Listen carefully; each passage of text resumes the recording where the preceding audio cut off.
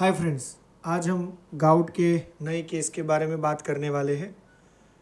मेरे शुरुआत के प्रैक्टिस के तौर पे एक फ़ीमेल पेशेंट थी जिसको गाउट का ही ऐसा ही कुछ प्रॉब्लम था, लेकिन इसको स्मॉल जॉइंट का प्रॉब्लम ज़्यादा था। तो जब बताने आए तो मुझे बताया कि सर मुझे मेरे जो ये रिंग फिंगर है उसमें ही मुझे प्रॉब्लम हो रहा है और दोनों साइड हो रहा है। यानी दोनों साइड उसमें ऐसा हो रहा है कि जब ये रिंग फिंगर को ऐसे मुट्ठी लगाते हैं तो खुलने में ये अकड़ जाती है, बाकी की फिंगर काम कर रही है। तो यानी ये कुछ आटा गूंदना है या कुछ बर्तन का काम करना है, कपड़े धोने हैं, तो उसमें बहुत दिक्कत होती है।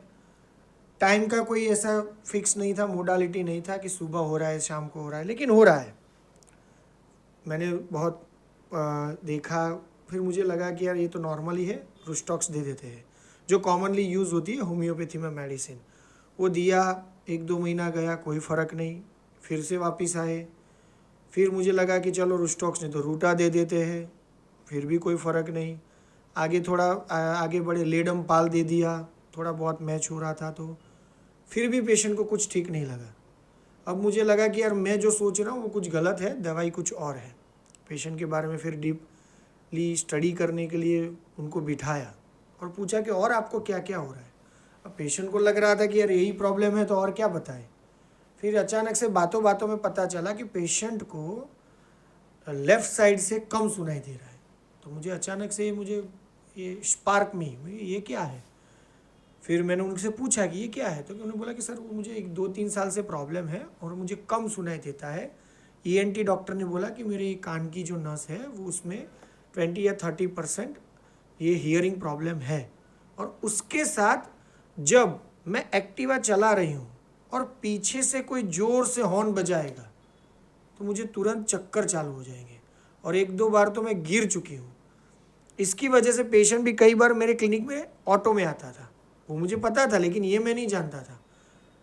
तो ये बात मेरे लिए अब दवाई खोजने में बहुत इम्पोर्टेंट हो गई, और जब फिर मैंने ये सभी को समराइज़ किया तो दवाई आई कॉस्टिकम, बिकॉज इसको पैरालिसिस ऑफ नर्व्स भी था, एक नर्व्स काम नहीं कर रही थी, उसके साथ जॉइंट को लगाया और ये दोनों को मिला के जब देखा तो दवाई कॉस्टिकम थी।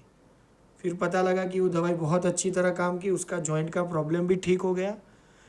अगर वो पेशेंट कंटिन्यू करता तो कान का भी प्रॉब्लम ठीक हो जाता। बाद में कुछ एनी रीज़न पेशेंट कंटिन्यू नहीं कर पाया, तो मुझे वो देखने नहीं मिला कि कान का प्रॉब्लम, नर्व्स का प्रॉब्लम कितना रिजॉल्व हुआ, लेकिन उसका जॉइंट का प्रॉब्लम, गाउट का प्रॉब्लम बहुत हद तक ठीक हो गया था और वो बहुत हैप्पी थी। तो ऐसे कई सारे नए वीडियोज़ हैं, इसके बारे में हम आगे भी नए वीडियो में बात करते रहेंगे। तो प्लीज़ इस वीडियो को शेयर कीजिए, सब्सक्राइब कीजिए और ज़्यादा से ज़्यादा लोगों को बताइए। Thank you.